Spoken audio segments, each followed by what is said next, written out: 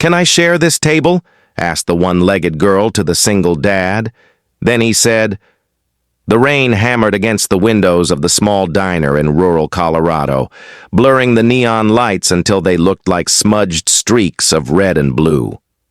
Inside, the morning crowd had already claimed every booth, every bar stool, every space that felt warm and safe. Only one table sat half-occupied, a worn wooden corner table where a tired single dad named Marcus sat hunched over a stack of papers he barely had the mental strength to face. He was exhausted, heart sore, and trying to disguise the tremble in his hands as he stared at the bills that determined how his life and his daughter's future would unfold. And then came a soft shadow, a small voice, and a question that would change everything. Standing beside him was a girl, maybe 13, balancing effortlessly on a single crutch, her missing leg hidden beneath oversized jeans. With shy courage, she asked if she could share the table. At that moment, Marcus lifted his head, and the weight of the world met the weight of hers. If you believe that kindness still exists, that second chances matter, and that small moments can change lives, make sure to like, comment, share, and subscribe. Because stories like this deserve to be heard. Marcus nodded gently, letting her settle into the seat across from him. Her name was Hannah, and though she didn't explain it fully at first, Marcus sensed a heaviness in her eyes far deeper than any child should ever carry. She smiled with the polite awkwardness of someone who had learned early how to survive on her own inside crowded spaces. Marcus found himself studying her out of instinct, not judgment. How carefully she balanced her bag, how she positioned her crutch, how she chose the corner of the booth as if trying to take up as little space as possible. It reminded him painfully of his own daughter, Clara, who waited for him at home with the hopeful belief that her dad could fix anything, even when he feared he couldn't fix much at all. Hannah began eating the small muffin she carried in her backpack, a muffin wrapped in foil and clearly from home. Marcus couldn't help noticing she hadn't ordered anything from the diner. When the waitress walked by and eyed the situation, Marcus felt his heart kick. He didn't want the girl embarrassed, so he quietly ordered another breakfast plate and asked the waitress to place it on the table like it belonged to both of them. Hannah stared at it for a moment, then glanced up with a mixture of surprise and something like trembling gratitude.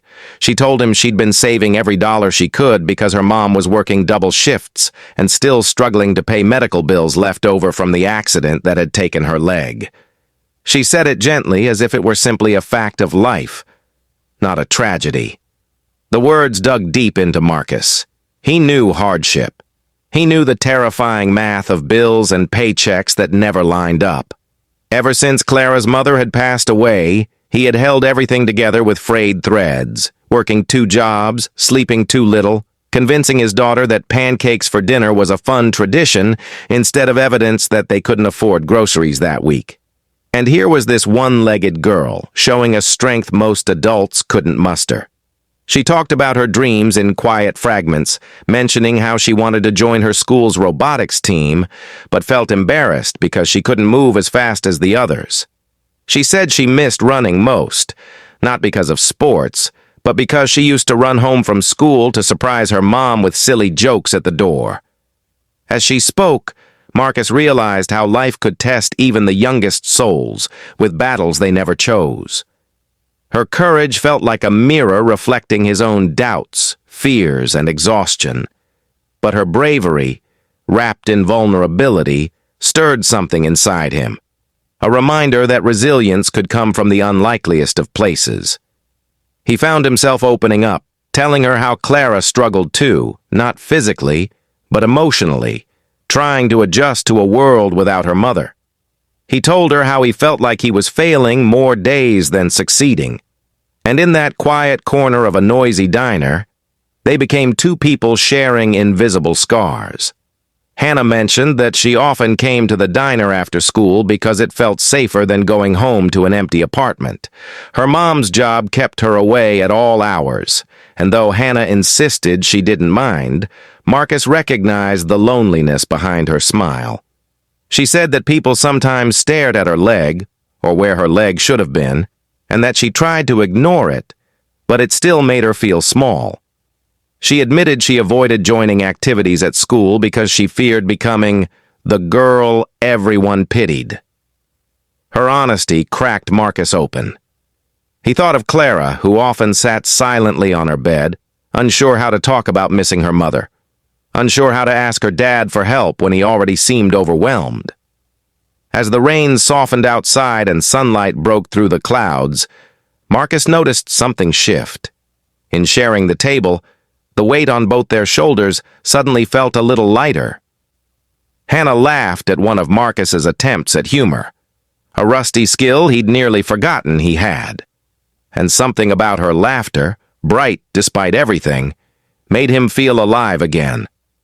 For a moment he imagined Clara laughing that same way.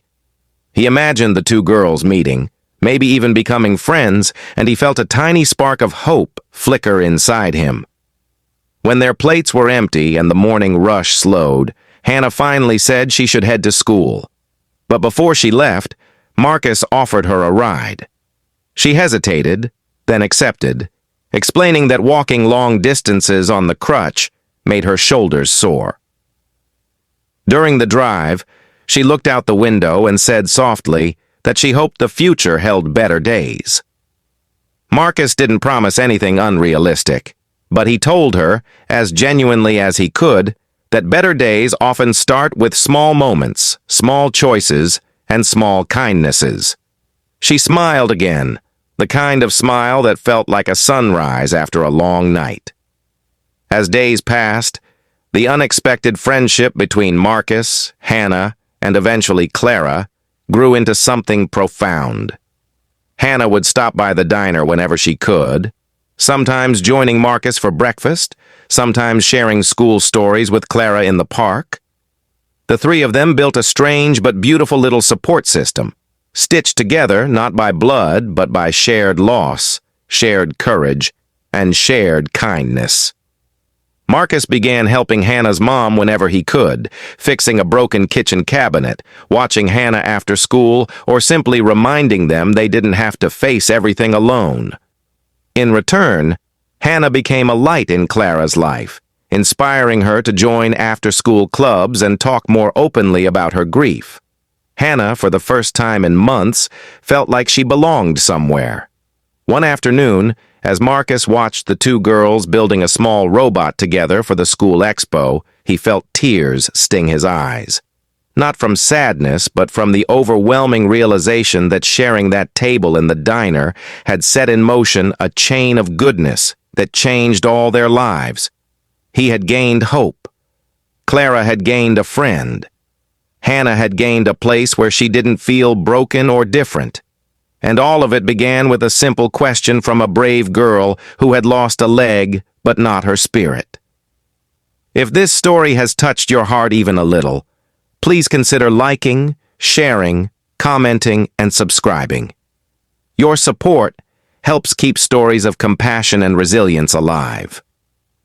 Before we end, I'd love for you to drop a comment sharing what part of the story meant the most to you. In the end, Marcus realized that sometimes God places exactly the right people in our path when we are at our lowest. And sometimes healing doesn't come in dramatic miracles, but in shared tables, shared struggles, and the quiet promise that none of us are meant to walk through life alone.